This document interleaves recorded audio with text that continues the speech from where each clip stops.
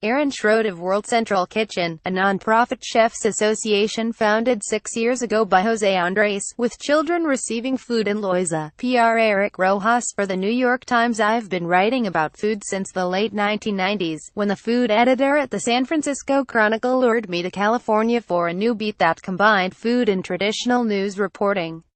I was happy to give up what had been a steady tea of crime stories, city hall meetings and feature editing. Besides, food had become cultural currency. Restaurants increasingly were the point of a night out, not a precursor to something else. The links between what we ate and our health were becoming stronger. Farmers markets were springing up and the organic movement was growing fast.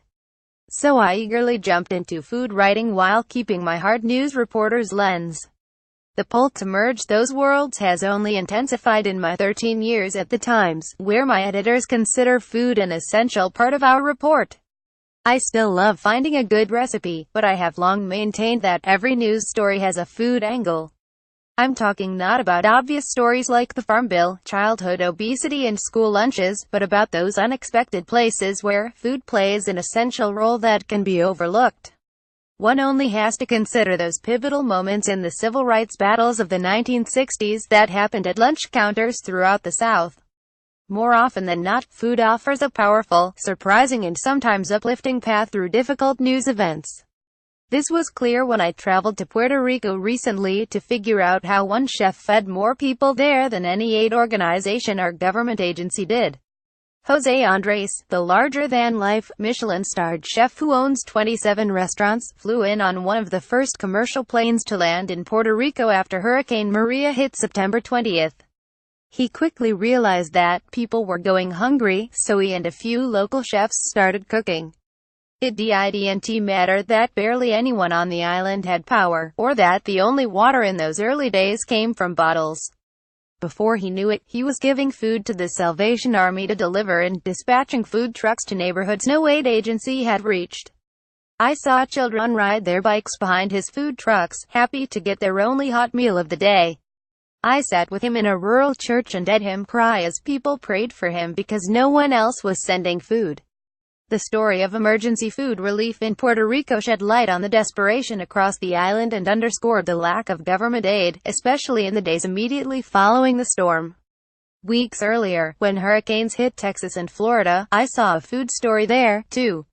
Never before had so many American kitchens been taken out of commission at once. So I spent time with cooks in Houston who are trying to regain a sense of normalcy by making kitchens out of gas grills, borrowed microwaves and coolers of ice. Similarly, after Hurricane Katrina, I traveled to New Orleans several times to report on how its food culture was recovering. Just 3 weeks after the flood, we found only one restaurant open, but cooks were making red beans and rice on the street. For a city that rises and falls on what's for dinner, taking inventory of its restaurants was one way to measure both devastation and resilience. A food story also can bring a fresh look to other types of news stories. The standoff between an oil company and protesters at the Standing Rock Sioux Reservation over a new pipeline in North Dakota had dragged on for months. With winter approaching and the crowds of protesters growing, I wondered how they were going to feed everyone.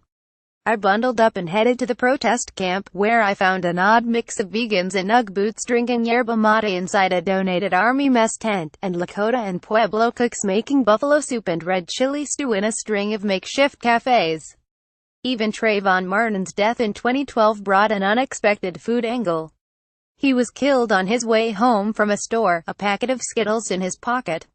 The candy soon became a symbol of racial injustice and underscored his youth and the circumstances surrounding his death. Don't worry, those of us who work in the food section will continue to write restaurant reviews, recipe features and profiles that tell stories about culture, family and commerce. We will continue to help people buy and cook good food. That's our bread and butter, as it were. But when news breaks, you'll find me at the table.